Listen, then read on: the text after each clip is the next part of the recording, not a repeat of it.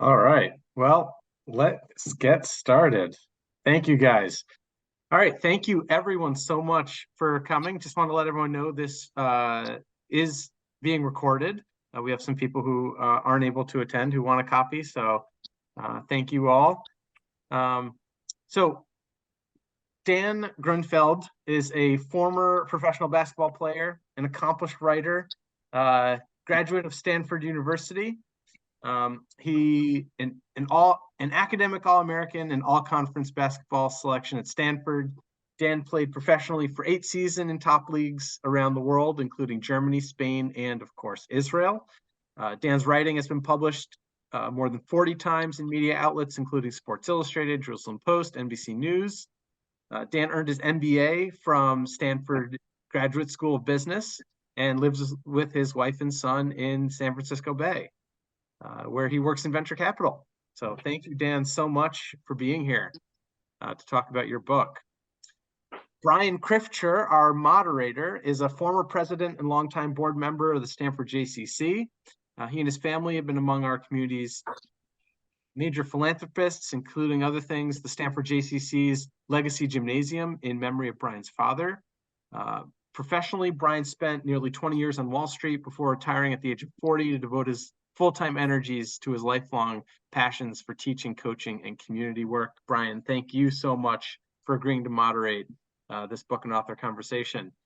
Just really quick before I hand it off to Brian, I just wanted to mention a couple of the upcoming events that we have here. So thank you all so much. April 16th, we have another book and author event. Brad Snyder talking about his book about democratic justice, Felix Frankfurter. April 20th, we have another book and author, which is going to be featuring Rabbi Cohen from Congregation of Agudas Shalom and his book. And lastly, although definitely not our last event because we got a ton of them going on right now, featured event May 13th, Gianmarco Soresi, comedian, has been on a lot of late shows and he's been doing the circuits. Really excited about that. So May 13th, 8 o'clock at the JCC. All right, Brian. Great. Hi. Great. Well, Dan, welcome. As I mentioned to you briefly, I love the book. I'm a huge fan of your families. Your dad was sort of the inspiration when you would talk about, Jewish sports heroes for me and peers growing up.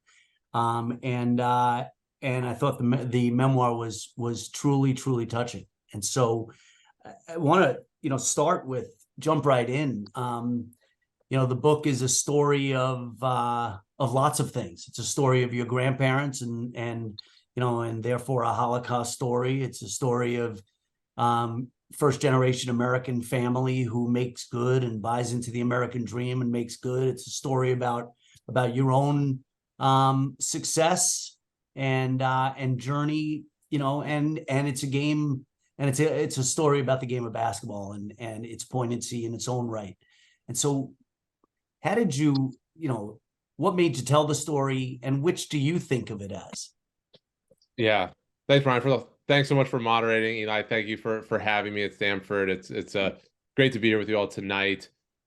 It's funny because people think it's a basketball book, right? Because there's a lot of basketball and my dad's prominent in the game. And some people think it's a Holocaust book because there's a lot of the Holocaust as well. But I don't think it's either. I really think it's a book about family, right? Because like you said, there's a lot going on. It spans generations and different continents, and it's a book about family for me. And the reason that I wrote it ultimately is because I always had a sense of the profound impact that basketball had on my family. And you read the book, so kind of the journey, the only one from Auschwitz to the NBA. And so, I think that if you write a book like this, it's a story that you have to tell, right? And that's really what it was for me. It was inside of me and I had to get it out. And that's where the book came from. That's great. That's great. How'd you settle on the literary technique? I mean, you're obviously a wonderful storyteller and wonderful writer, but how'd you settle on the technique of flowing in and out of different stories and being confident that you weren't going to lose it, as you weaved from, Nazi Germany to, Madison Square Garden? So I wasn't always confident, right? But I think that's part of it. You have to just kind of endeavor to try things and you have to take that leap. for those who haven't read the book, the structure, it alternates, right? So it traces my family's journey starting before the war, through the Holocaust, communism, immigration, right? This American dream story of my dad coming from nothing and becoming this big basketball star.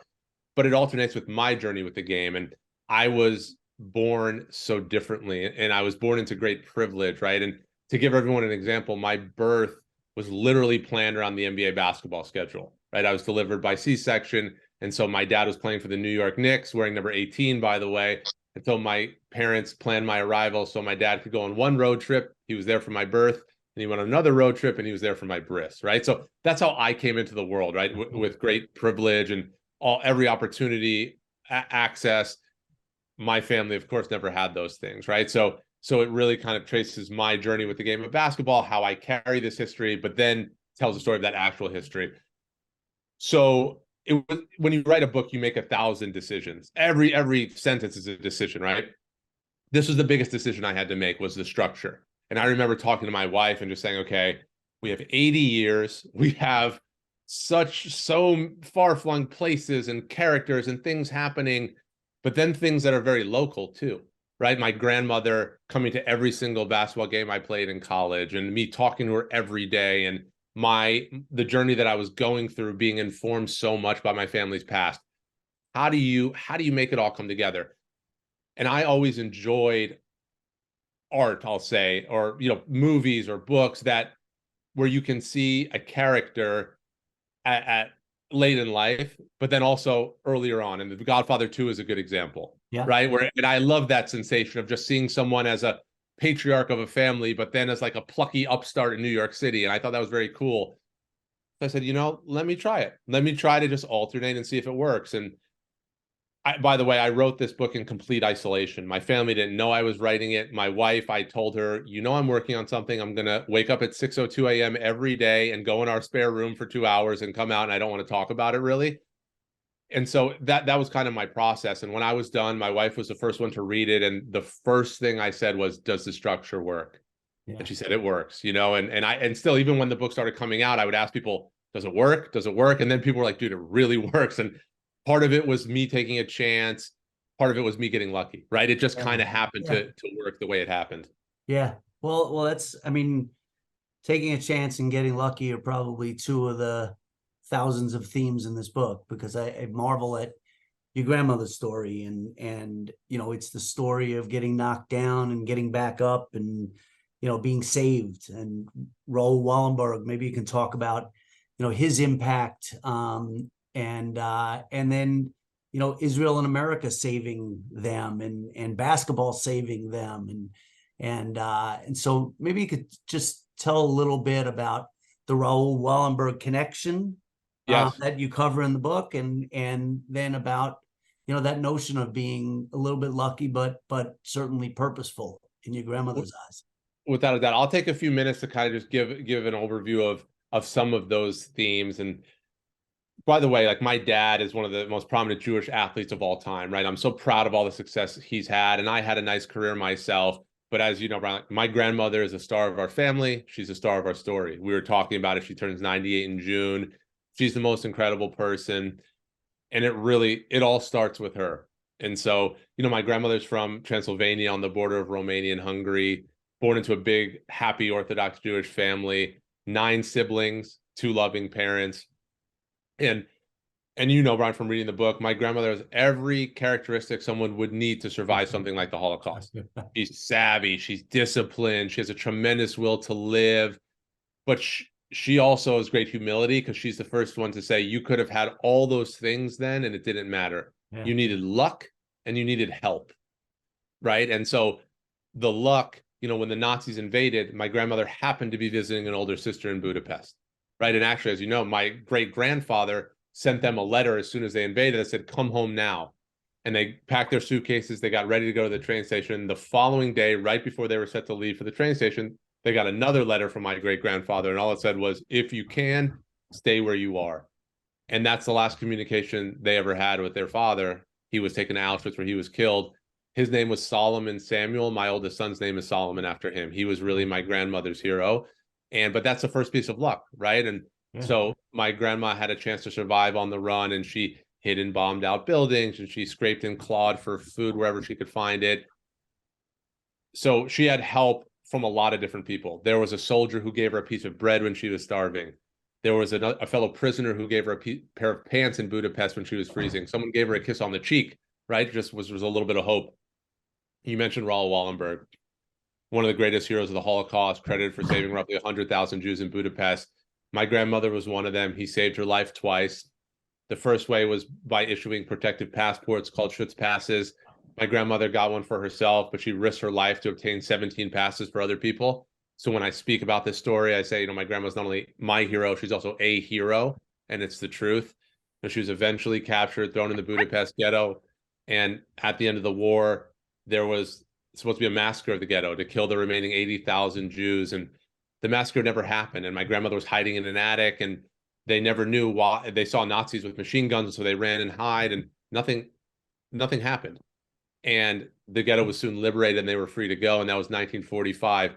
It wasn't until 1985, 40 years later, that my grandmother learned that it was Wallenberg who raced to the gates of the ghetto and told the general, the only man who had the authority to call off the massacre, these are innocent people, let them go, you'll hang for this.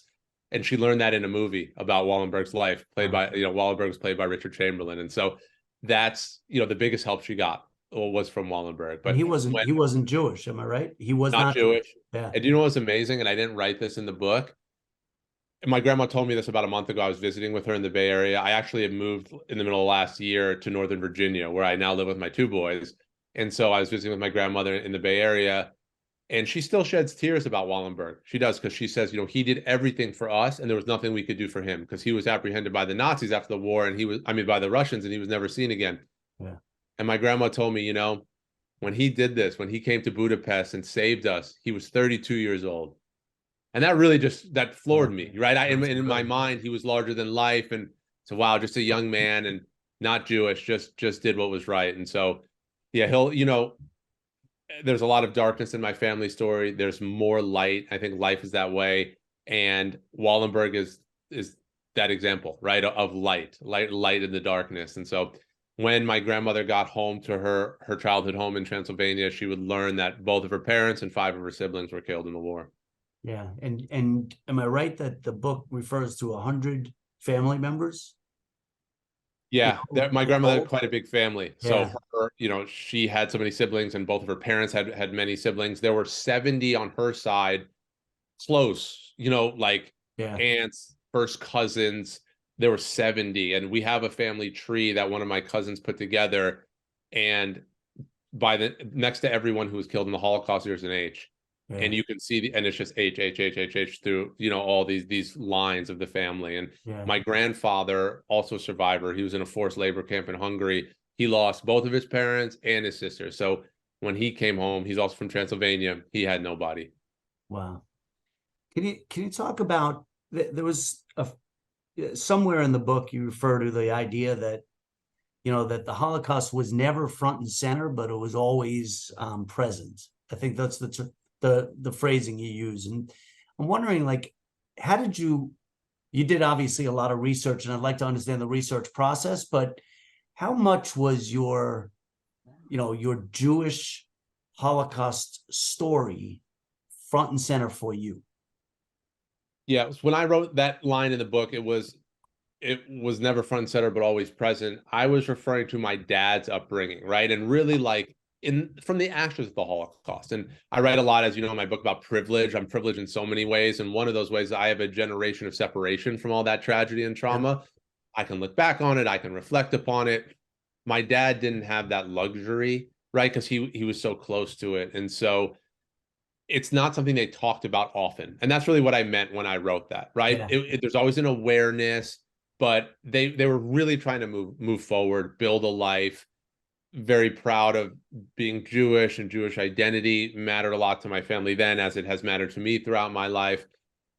And I actually felt I knew more about the Holocaust, about my family's experiences in the Holocaust, than my dad ever did, even before I started researching this book. Oh, really? He kind of and and we'll kind of get into some of these details about how he became, kind of what he did, but Yeah. he found basketball and it took him in a different direction and he never had to look back. I was always very interested in it. I mean, my first quarter in college at Stanford, I was looking through the course book, all the classes, and I'm in college now. So I'm like, oh boy, like, what am I going to do here? And I saw a class, the Holocaust. I said, well, of course I'm taking that. Yeah. So my first quarter in college, that was one of the first classes I took because it's always been something I've cared a lot about. You were aware throughout your childhood that your grandparents were survivors. Yeah, always. I always knew, and I was so close to my grandma, as you know, from the book, and I knew, and my family was always age appropriate with me, so they wouldn't share details that weren't meant to be shared with an 8-year-old or a 10-year-old. But they also didn't keep secrets. I knew, I knew that she'd been through a lot, and I knew she lost her family. And then as I got older, I started asking her questions, and I knew details. And I knew a lot. And the book there's great depth. There's great detail. And a lot of people have reached out to me like, wow, like, how did you recreate these things? And I really owe it to two things. One is my basketball background just made me diligent, as you know from the book, right? Like, if I need to get up at 5 a.m. and work out, I'm getting up at 5 a.m. to work out. If I need to get up at 6:02 a.m. to write for 2 hours, that's what I'm doing. Like, so I was tenacious and I didn't stop, and I just asked every question and I put the time in. More so than that, it's my grandmother's memory. I mean, she remembers everything. And so I could just kind of extract all this incredible detail from her and then transmit it through the book. And there were a few times so I did a year and a half of research before writing the book. And I didn't tell my grandma or my dad, who were my primary subjects, that I was writing a book. I just said, I have a product in mind. I want to make sure I know our history. And I mean, I recorded these conversations, I transcribed them. So I took it really seriously. But it was through that process, and my grandmother just disclosed so much. And there was a few times where she said, I don't want to tell you this because the details are so upsetting, and you can't imagine human beings doing these things to one another. Yeah. And she said, but if you need to know, I'll tell you. And I always said, I need to know. And she would tell me. And so I really credit her with the incredible detail. And my dad too, by the way, like, shared a lot in his immigrant experience, and even growing up under communism in Romania, he shared a lot about that. And of course, what happened when they got to the United States, which was the hardest part of the book to write. And, we talked about all of it. Yeah. Yeah. And was it cathartic in some way? Was it something that she was hoping one day to get off her chest, or she had put it in the background, but was willing to bring it back up for you? She's always talked about it. I'm not sure it was as cathartic for her as it's been for me. Yeah. Because it's been I wrote the story, and it's very personal about me and how I process it all. She's very proud of me, and she's very grateful that the story lives. She'd always say one of her biggest fears is that no one will even know her family existed. They were taken to Auschwitz. They were never seen again. They don't have graves to visit. They don't have death certificates. They just are gone. And now their memories live forever through this book, right? And so that's so gratifying for me, and I know it's very meaningful for her as well. Yeah. So, I'm not sure how much catharsis there was for her in particular, but definitely great satisfaction from it. For me, as the person who wrote the book and toiled for 5 years trying to get it right, it helped me process a lot of this history. Yeah.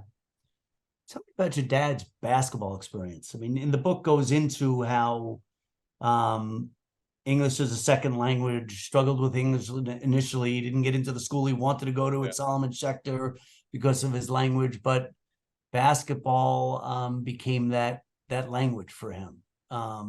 So what was his feeling about it? Could it have been any sport? Not New York City, Yeah. but like, but honestly, and New York City is like a character in the book, right? Like coming to where they ended up at the time they ended up and what happened, and I'll get into those details. It all just kind of coalesced. But Brian, like you said, you were a big fan of my dad and you watched him and you rooted for him. Were you aware of any of this history? I wasn't aware of the Holocaust history. I mean, it was, we used to joke that my dad would move pins around by, that reflected every Jewish person that was having success. Right, And right. your dad was certainly on that list, and being a fan of the PSAL, New York City basketball, Ernie and Bernie were, in my childhood, like the first big heroes, and Yeah. so I was aware of him. I wasn't aware of this story. And I kind of this knew the answer to experience. that. I Yeah. kind of knew the answer to that question because hardly anyone is aware of this. And again, he's a really well-known guy in the world of sports, but he doesn't talk about this, right? And so my dad was born under communism in Romania. It took my family a decade to be able to leave Romania, and that life was really brutal. And the communists in Romania in particular were known for their brutality. And there's amazing stories in the book about my grandparents smuggling out their early money with a little help from Buddy Hackett, right? Which is an amazing story. But they just had this really hard life under communism as Holocaust survivors. They finally were able to leave. They were initially bound for Israel because it was Israel that paid money for each Jewish family the communists would allow to leave. But my dad's brother was 8 years older than him, and he was dating a girl in Romania that had gone to the United States. My grandfather also wanted to go to the United States because he knew there was opportunity. And my grandmother still says, I could say no to your grandfather. That wasn't an issue, but I couldn't say no to your uncle, right? So they worked with HIAS, Hebrew Immigrant Aid Society, and they got to the United States. So they landed at JFK Airport in 1964. My dad spoke fluent Hungarian, Romanian, and Italian, didn't speak a word of English, had never touched a basketball. What he called his older brother, my uncle was 8 years older than him, in their native language, Hungarian, translates English as my king, right? So imagine a little brother calling his big brother my king. And Brian, as you know, my family was living the American dream just by that point, right? By being in America, being able to speak freely and make a living and get an education. These were things they'd been denied previously. My uncle was diagnosed with leukemia a few months after arriving in the United States, and he passed away within a year. So at 17 years old, my uncle passed away. I'm very honest in the book. I'm named after my uncle. His name was Lutzi in Hungarian, but Leslie in English. My middle name is Leslie after him, and I carry that with me. And it was mentioned I was, academic All-American at Stanford and all-conference basketball player, and I'm proud of that. But he had a lot to do with that. Just knowing that you kind of carry the name of someone who's gone too soon. Not to mention the relatives in the Holocaust, of course. So you could put yourself in my dad's shoes in this moment. He's 10 years old. He loses his hero, his older brother. My grandparents were Holocaust survivors. They owned a fabric store in the Bronx. They're working 6-7 days a week. Kids are making fun of my dad because he doesn't speak English. So he does what all the kids in New York City, as he says, are doing. You go to the local playground and you play basketball. And I think he wouldn't have flown so far, so fast with basketball had he not been moving away from such tragedy.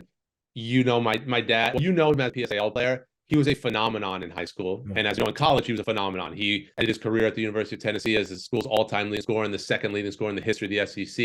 To this day, he's the fifth leading scorer in the history of the SEC. He was larger than life. In the NBA, he was a good player, but he just became basketball was salvation for him, right? And I think it gave him an escape from all that pain. And I think that comfort that he sought in the game, it just took him to the moon, right? And I read a lot about my journey with basketball, grew up being born into the NBA and having my sights set on the NBA for as long as I could remember. My dad had no pressure, no expectations. He was just, he found where he belonged, and it took him to amazing places. Yeah. One of the amazing places it took him to was Tennessee. And one of the reasons why I probably never knew the story was because, he was at the University of Tennessee, and so it's not the place you would immediately jump to for a Jewish immigrant to go play basketball at. So why did he choose that? I know your grandmother was not even conflicted. She was adamant against him going to Kentucky, right? But why Tennessee? Why not one of the other schools that recruited him? Yeah, very quickly about what you said about Kentucky. My grandmother it was my dad's decision, and she's so supportive. And the Kentucky staff was recruiting him very heavily. They would show up at the apartment on Sundays, and they took him to a racetrack where he met Secretariat, which was a cool experience. But my grandmother, Holocaust survivor, very, very dignified, and she thought that kind of promoted gambling and debauchery. So she said, I'm not comfortable. And so, yeah, she had a little bit of a gripe with the Kentucky staff because of that. So at that time in the early 70s, it was very common for great players in New York City to go down south. They actually called it the pipeline to the south. Right. The Big East hadn't come around yet. And so that was very, very common. Many of the top New York City basketball players were going to the SEC, best conference in the country. That was a big factor. My dad ultimately was deciding between Tennessee and Syracuse. So, he liked the orange. He liked, staying in the New York area. But Tennessee gave him a chance to play right away in the best conference in the country. And Knoxville in East Tennessee is very close to New York City. Yeah. It's probably just as close as Syracuse, actually, right? Because it's so for my grandparents, it was easy for them to get there, and it was just a great fit for him. And he was 4-time All SEC player. It's funny, after my dad actually told me the story after the book came out, but he said, I remember my first game in college, because it's all just happened. He didn't even know he would go to college coming from Romania. And then all of a sudden, here he is. And he didn't know what this basketball thing really would become. And he said, I remember sitting in the locker room at halftime, my first college game, and I took a box score and I had 9 points. And he said, I remember thinking, wow, if I have 9 points in the second half too, I'll have 18 points. That's like a pretty good college game. And then he said to me, do you know how points I had in the second half? And I said like, what, 2 or 4? Because that's how I always overthought things. And how many did you have? I said, I had 19 in the second half. So I ended up with 28. He said, wow, this might work out. And it worked out. I mean, he was, 4-time SEC player of the year, Bernard King. You mentioned the great New Yorker. They were called the Ernie and Bernie show, one of the greatest duos in college basketball history. Were they close? They were close, and they are close. They talk every month, which is so cool. They played together in the NBA. I call Bernard Uncle B. Yeah. And Bernard's a black man from Brooklyn. My dad is this white immigrant from Queens, and they went to Tennessee, and they became legends together separately, but they became lifelong friends, and we're like family, right? And so it happened about 6 months ago. I think it was at my parents' house. And my dad, he just kind of disappeared. He stepped out for like a half hour, and I said, "Where'd you go?" He came back. He said, "Oh, B called." Right? Like Bernard's called. He stepped out and was talking to him. Like they have that relationship, and it's unique because they each averaged more than 25 points per game one year, and they were two of the best players in the whole country. And it's almost never do you have two great players, two superstars at that level who complement each other and make each other better. And that's what they did. And Bernard says that to this day. He says, Ernie was the best teammate I had because they played off each other. Bernard says, if I didn't have it going, boom, here's Ernie. If Ernie doesn't have it going, here I am. So it was just a beautiful kind of teamwork for them. I thought one of the pointed aspects of the book was the discussion of your grandmother's reaction to your dad making the U.S. Olympic team. And, the fact that Bernard King didn't make that team, that your dad did, but maybe you can talk about the reaction. To me, that's the peak of the book, the kind of the climax of this American dream story, right? My dad, I told you about this 9-year-old boy arriving at JFK Airport, not speaking English, losing his brother, right? They're living in an apartment in Queens. My grandparents are working odd jobs to make a living. This is the American dream. A dozen years later, my dad is standing on top of the Olympic podium as a gold medalist for the United States of America. It was the most fun part of the book to write, to relive. And, I write in the book about my grandparents learning that my dad made the team because he was, Dean Smith, the legendary coach of North Carolina, was the head coach of the team. The training camp was in North Carolina. And so, there weren't cell phones then. It's not like my dad is texting them to let them know. He called them from a payphone once or twice. They knew that he said, I'm doing well, but they didn't quite know. And so they had a fabric store in the Bronx, and they knew that the Olympic team was going to be announced on the sports radio show that day. And so in their store, they had the radio on, and they were just waiting all day. And eventually the announcement was made, and they huddled around. And remember, they lost their families in the war, murdered, right? And here they are in America. They lost their oldest son, tragically. And now my dad has a chance to become an Olympian for the United States. So they're just huddled around this radio.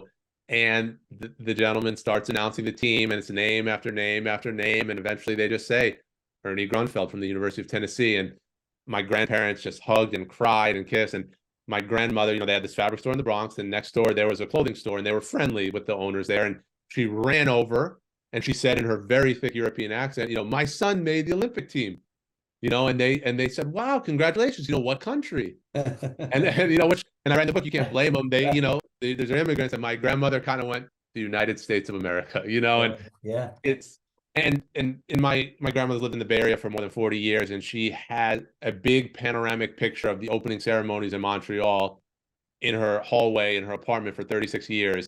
And a few years ago, she gave it to me, and now I have it in my home. Wow. And that shows how meaningful it is. When my grandparents closed their fabric store 2 weeks, they drove from Queens to Montreal, Canada, to watch my dad become a gold medalist. Wow.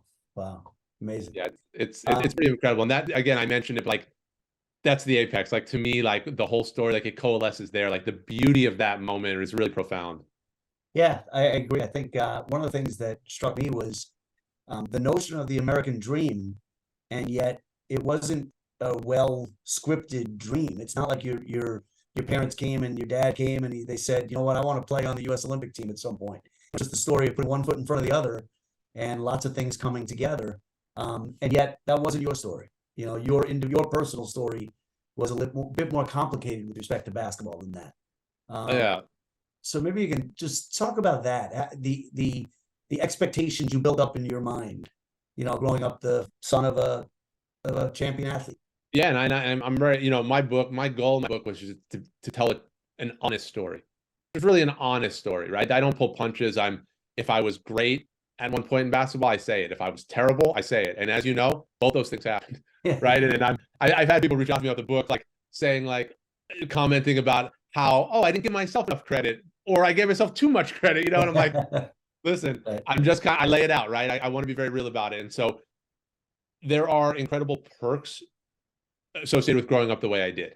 I had a great role model, great resources, and the game. I grew up in NBA locker rooms, knowing the NBA players. Like, this was an amazing way to grow up, and I acknowledge that, and I'm privileged in so many ways. Luckily, I never felt that from my parents. They were so supportive. They said, you don't have to play basketball just because your dad does doesn't mean you have to, but I love the game. And I put a lot of pressure on myself, and I felt pressure from other people. And I think anyone who has like a famous parent can probably relate to this, right? Like, I would make an all-star team, and it was always, of course, it's Ernie Grunfeld's son. Or the coach would run plays for me. Of course, Ernie's son gets all the shots, right? And not that I don't get it. And I wrote in a book, I was booed at a summer camp because I won all the awards, but it was a Knicks camp, and my dad's the GM of the team, right? And it's like, hey, that's not fair. And it's like, I kind of empathize with the parents, because I might look at that. I wouldn't, because of my experiences, but you can understand why someone would look at that kid and say, oh, these things were given to him, right? Little did they know I was, you know, a nice developing basketball player, but I had a big chip on my shoulder too, right from that. And it made me very hungry and very determined to show people that I would earn my keep. And again, I meant like my academic success at Stanford. I'm proud of it, but it didn't happen just because I can walk into a classroom at Stanford and become, you know, the things in the classroom that I did become. Yeah. It was because of the hard work, the toil, the determination, and that came from that upbringing, right? Of never feeling seen for who I was. And of course, on the basketball court as well. And I write in the book about the lengths that I went to, far more than my other teammates, to be good and to be great, to try to be great. And, you know, to the point where my coaches said, kind of like, in a sense, what's wrong with him? Like, what's wrong with Dan? Like, things are okay. Like, why is he pushing so hard? Why is there so much angst there? And that, you know, I kind of had a lot to prove to other people and to myself. How competitive? Who's more competitive, you or your dad? That's funny. We're both very competitive, but I like to say in a healthy way. Like, and you have to be. Like, if, like, for my dad, like, and for me, like, if you're playing at the highest levels of a very competitive sport, and you know, you coach, like, I had some teammates who also played at a fairly high level, but if they got pulled from a game, or if things weren't going well, or they wouldn't be mad about it or angry. Not saying you should be a distraction, or but like, say, if you don't have fire in your belly and you're not, you know, a little pissed about things like that, you know, that's more of a problem, right? And so I think we both have a very high level of competitiveness, but not like, you hear stories about Michael Jordan would like cheat his grandmother in cards to win, right? Like, that's not me, right? By the way, I couldn't cheat my grandmother in cards because she'll beat me anyway, because she's such an amazing card player. But I'm not the type of person who has to win in anything I do. But when it came to basketball and when it came to things I put my mind to, and even today when it comes to work, yeah, I'll get, really, it's about putting in as much work as you possibly can and going as hard as you can, and letting the results be what they may. Because that's the essence of competitiveness. Like, I will fight harder than you, and if I fight as hard as I possibly can and you beat me, I'll tip my hat to you. Yeah. Why Stanford? Why Stanford for you? Now, and the thread I didn't catch in the book was, how did your grandmother end up in the Bay Area from Queens? So, as I mentioned, my mother will turn 98 in June. She was one of 10 children, so she had 9 siblings. 5 of them were killed in the Holocaust. 5 survived. She has outlived all of her siblings by 30 years. So of all, right? So she's in her late 90s, right? When my grandmother was in her early 50s in New York City, she had a heart attack. And for researching the book, I never asked her this. I said, Anu, you're like the picture of vitality. Like, you're winning bridge tournaments, you're walking miles every day, like, you have this incredible spirit. Have a heart attack in your 50s. That's so young. And she said, you know, I lost my son, you know, and she said the heart can't fully recover from that. And so when she had her heart attack at a young age, you know, my grandparents wanted to find a place that was nice weather, slower pace of life. My grandparents had best friends from Transylvania, who had also survived, and they were in the Bay Area, and my grandparents went to visit them. They loved it there. They just made the move. My grandfather opened up a shoe store like he had actually in Romania, and that's how they made the move to the Bay Area. When we were visiting colleges for my older sister, when I was in 7th grade, she was like a sophomore in high school at that point, we visited Stanford's campus. And as I write in the book, like I was obsessed. I was a good student. I was a, developing basketball player, but it was close to my grandma, great weather. And I really just made this audacious goal. I was just like, this is where I'm going to play my college basketball. And it was before the internet, which is weird to say, but you didn't really know much about Stanford on the East Coast. But this was like my thing. I was like, I'm going out, I'm going to like play basketball there. And I write in the talk, like people were really laughing at me. But as you know from the book, like I don't take no for an answer easily. And I just put my head down and got to work. And listen, I was the benefit of luck, timing. I grew tall, my game progressed. There was some skill involved with it, but you just have to put yourself in a position to get lucky. And I did that. And I was the first player Stanford signed in my class, full scholarship. Spent 4 years with my grandmother. She didn't miss one home game I played. If she were on the call right now, she'd interrupt and say, and I came to road games too, which she did. Cal, UCLA, USC. Right. She was at my dorm room every Sunday, drop off my clean laundry, pick up my dirty laundry, stock my fridge, clean my room. She even cleaned my roommates' rooms, right? A lot of my teammates. And I would always tell her, like, let them clean their rooms. Like, you can clean my room. That's okay. But what she would say, she calls me Tutala. Like, if my Tutala lives here, it all has to be clean. So we just had the greatest time together. But Stanford for me, yeah, that was a mission for me. Yeah. Wow. Freshman season was disappointing. Sophomore season more so. So freshman, but freshman season, like I actually did it. Like I played, I contributed. Like we were a number 4 seed in the NCAA tournament. So like, okay, cool. I was good high school player. So I had like a nice future. My sophomore year at Stanford, we were the number 1 team in the country. We started the season 26-0. We didn't lose till March. So we were an unbelievable team. I was the worst player on the team and probably in the conference. Like I was so in my head. The story, and you coach, so there are kids where the athlete who just can't get it. That was me, and it was so painful because I was failing so publicly, and I even remember like announcers saying like, "What's wrong with Grunfeld's kid?" Right? Like I just didn't. I put so much pressure on myself, and I just couldn't perform. I missed the last shot of the season where we got upset in the NCAA tournament. It was a huge disappointment, and the interesting part was we would have NBA players come through Stanford during the summers to play with us, and I would hold my own. Yeah. And so I said, wow, like if I can play and compete and hold my own against NBA players, I just knew, right? And I read the book, like my motivation outpaced my maturity. Yeah. I just couldn't deal with kind of not getting the opportunity that I wanted. But my family's values are pretty clear. Put your head down and work and stay positive, right? And even though I went through some stuff, which by the way can't compare to what my family went through, of course. Basketball's wins and losses, that's life and death. But I got to work. I trained with someone who's very extreme, and I pushed myself in extreme ways. I was the most improved player in the whole country the following year. And so I was, I went from averaging 3.4 points per game to averaging 18 points per game. 5 rebounds, by the way, coach, because you're a coach, right? And I was playing 2-guard in the back. Come on now. I just have to say, from the 2-guard position, 5.5 boards in the back. I noticed you don't mention assists, but that's Listen, irrelevant. I had to put the ball in the hoop. Okay, I don't have time to do everything. I did shoot 43% from 3, 50% from the field, best in my position in the country. And I just remember thinking, you're never as bad as you think you are, and you're never as great as you think you are. And things can change so fast. And I write this in the book. After 3 games, we played good teams. I think I was averaging like 21 points and 9 rebounds. I started really fast. And there was an article in the paper that said, and we were at a tournament in Maui. It said NBA prospects at the tournament. There were like 10 guys, and I was one of them. And I remember being like, wow, that was fast. Like I was a joke. People were mocking me, and now people are praising me. And I said, which one is it? Nah, probably in between. Just work, put your head down, and let it play out the way it does. I can imagine that in that context, you need your own fortitude. You need the physical training that you put yourself through, which was evident from the book, but you also need therapy. Not professional therapy necessarily, but is your grandmother and your dad, are they that for you in a basketball context, especially sophomore year? 100%. And by the way, I did have it in a professional context. I talked to a sports psychologist to try to help, right? And I actually did the following year too when I was doing so well. I think it's really healthy and really important. Of course, my dad and my grandma, when it came to basketball, were my therapy. I would call my dad every day after every game, before every game. He would talk to me, try to help me, try to guide me, and he did that. And my grandma too. She just wanted me to be happy. She didn't care if I scored 2 points or 20 points. She just wanted me to be happy. And there was always comfort there for me.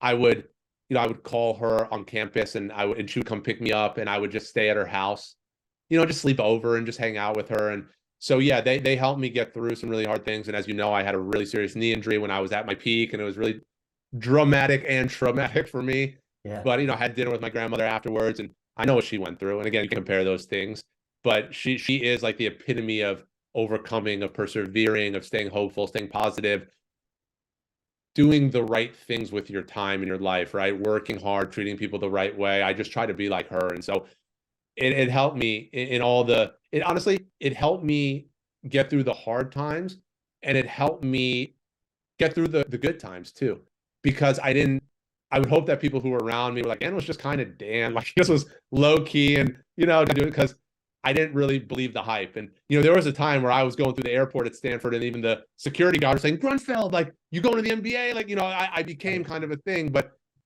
I just kind of took it in stride. My dad is that way. And he's like legitimately famous then and now, right? Like people know him but he just, I think, like I joke with people, they ask, what does your dad think about the book and about this story? And I'm like, no one cares less about Ernie Grunfeld's story than Ernie Grunfeld. Like he even says to me, he's like, Dan, who's going to give a crap? Like, no, and I think though he kind of has that same approach from my grandmother of, just treat people the right way, be a human being, go about your business. And so I credit her with helping me get through all of the different phases of my life. How much of that perspective that she has, and therefore that perspective that your dad has, and therefore it being passed down to you, is a function of that's just who they are versus a function of their experience, what they went through? The nature nurture question is an age-old one, and I think this is a combination. I think my grandmother, and as I understand it, my great-grandfather, who my son is named after, who was killed, my great-grandfather was killed in Auschwitz.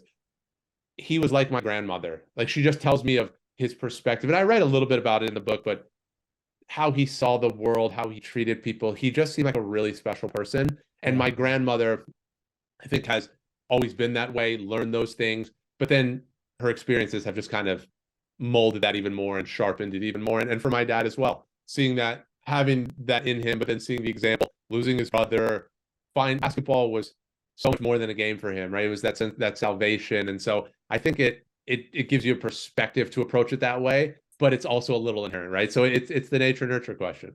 Yeah.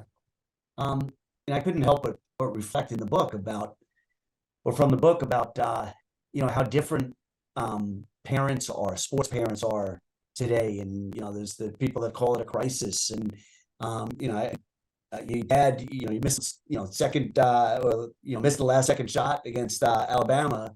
And your dad says, I love you, man.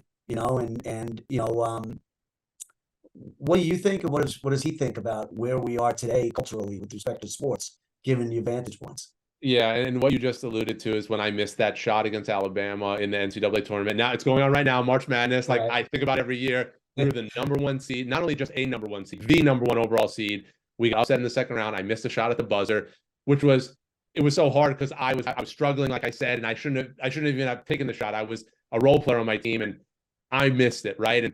And I was just in a daze. And when I got on the bus, my phone rang and it was my dad, and I answered and literally I said, hey, and he said, I love you, man. That's the first thing he said, right? And that's obviously the truth. He's my dad, but what he's saying there is, we don't care. Yeah. We don't care, right? You miss a big shot, we don't care. We love you for you. And they helped me kind of pick up from that. Again, like I showed the following year, right? And I think a lot of that was my support system.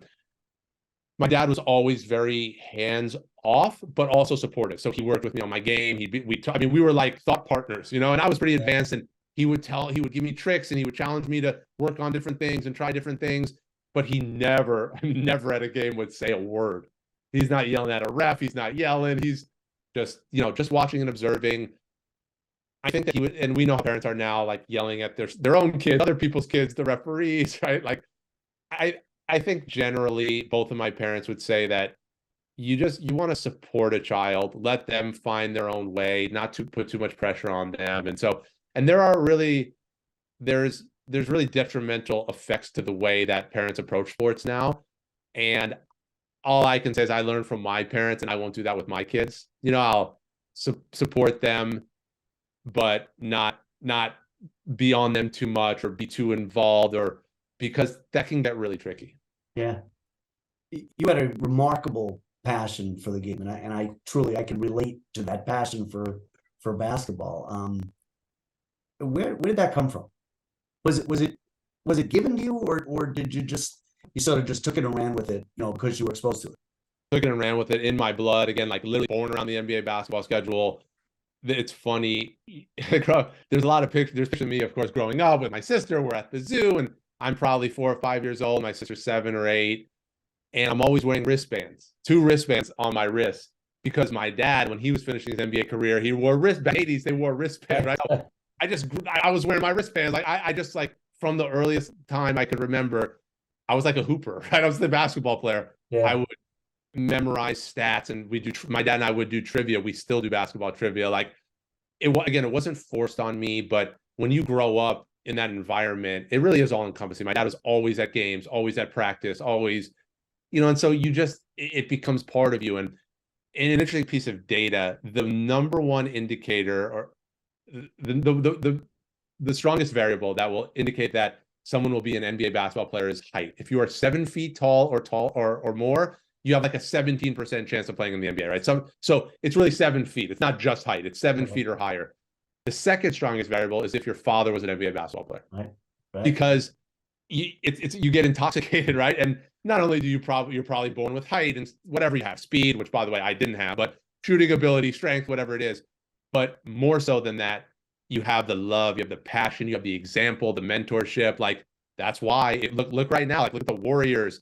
Steph Curry, Klay Thompson, Andrew Wiggins, like, exactly. all their dads played in the NBA. Exactly. Yeah. Maybe a controversial topic that you don't want to cover, Kyrie Irving? There's nothing off limits with me. Yeah. And from the book, like, I said it all. Yeah. Is there anything in particular, or because I have thoughts? I mean, as as not just a player, but as a son of a GM and as a Jew, complicated guy, would, if you were the GM of a team, would you take him? That's a very complicated question, right? First of all, just on the basketball side, he hasn't produced results. You've seen what's happened with Dallas, and I think he's put himself as a difficult person to kind of get along with. Putting aside like the personnel decision, whether you take him or not. By the way, I probably wouldn't, but I'm not an NBA general manager. But I have a red line around doing things like he did. And for those who don't know, he tweeted a link to a highly anti-Semitic movie and book. Highly, right? These are the devil. The Holocaust didn't happen, but he didn't apologize for it. He failed to denounce anti-Semitism after being given several chances to do so. And he has whatever it is, 18 million Instagram followers, 5 million Twitter followers. He has this humongous platform. I lost sleep over that, actually, because it's such a dangerous thing. And I talked to my grandmother about it. Here's where I net out, right? Like, he doesn't understand how destructive that behavior is. He doesn't really get how dangerous it is. It made all of our lives less safe, because now there are a lot of impressionable people who are understanding these messages, are internalizing them, and maybe, acting upon them. So I don't think he understands how dangerous that kind of thing is. But here's my overall view on it. There's always going to be someone, like in this instance, Kyrie Irving, who has viewpoints that are problematic, destructive, dangerous.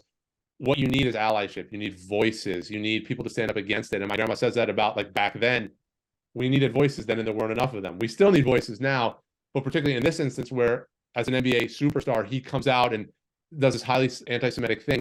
The silence was deafening. Not one active NBA player tweeted anything proactively about it. If they were asked, they said, I denounce, I stand against hatred. Of course, then you should say that. But so I was very disappointed in the lack of response, and it's just kind of emboldened me even more to do things like this, right?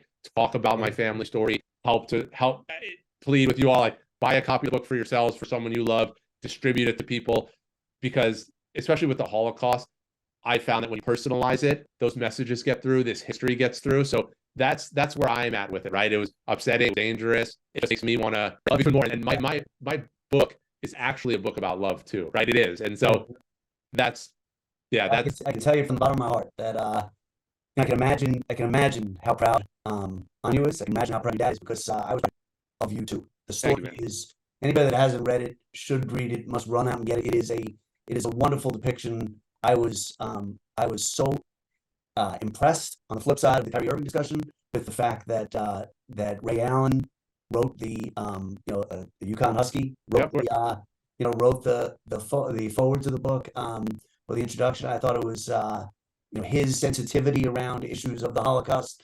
I just thought it was absolutely spectacular. And I feel privileged to have spoken with you today. Thank you so much. I can't thank you enough, and just the support. And I do also, everyone tonight, like taking your time to be here. And I see we have a hand up. Like I have some time to answer questions. I want to be able to do that. I mean, I don't want to, of course, make anyone stay later. But if anyone has questions, like feel free to pop your video on. We're a small group, and it's an intimate group. So if anyone has any questions, more than happy to take them.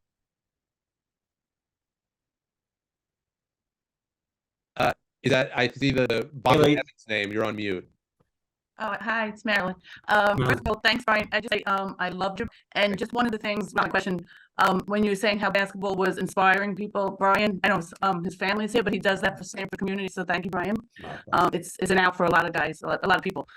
This is sort of a simple question. Did you ever see Larry Bird another time? I love that little part, and he's my, I saw him, and I said hello to him, but he never knew what happened, and I don't know if he knows now. Like maybe I don't know if word got around to him about the book, but yeah, he never knew about that. But I did see him, and actually, like when we saw him at a game, and my sister was there, and she's like, she's pointing, she knows like what happened. I'll actually tell you something about that. And for those who haven't read the book, I tell a story about having dinner with Larry Bird and having a little bit of an accident afterwards, not really being able to excuse myself from the table to use the bathroom, and it kind of got me a little bit of trouble.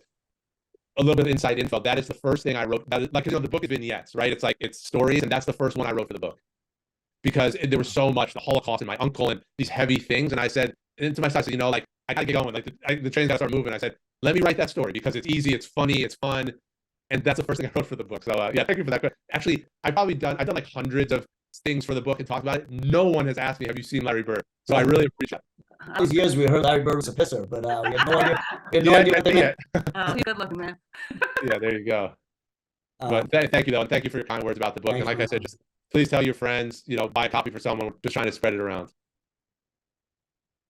Can I ask you one question about your wife?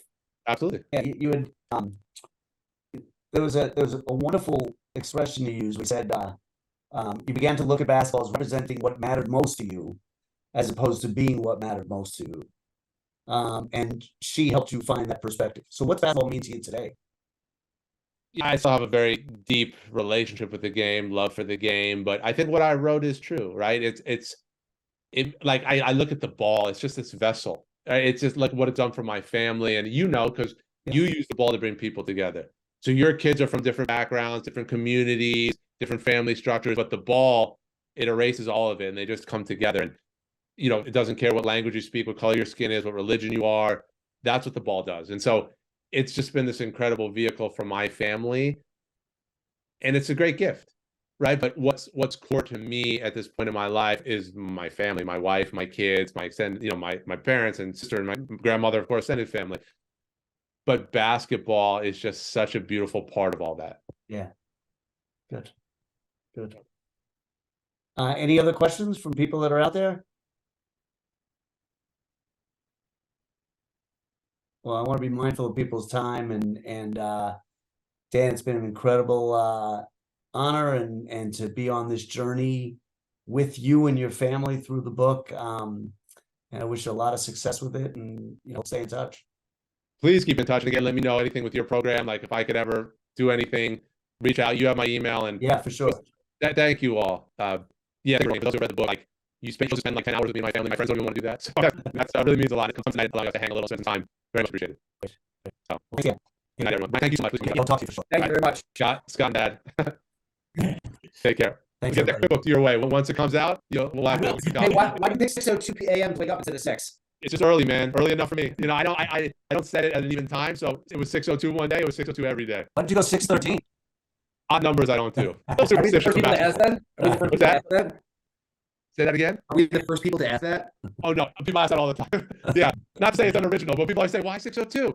And it's the truth. Like, it's just early enough. Like, I was working, I was like, I have to get up real early. 6:02 it is. And I'll tell you, I know that everyone can jump, but it took me 8 months to write the first draft. And when my wife was like, I'm so proud of you. And I told her, and this is true, thank you. But really, all I had was the discipline to get my ass out of bed every single day. Yeah. And that's from basketball. Like, the alarm clock go off, boom, I'm out. Like, I didn't know there was a snooze button on the alarm clock, because that's not what it is as an athlete. That's my takeaway from this is, how you woke up at 6 o'clock in the morning. I can't do that.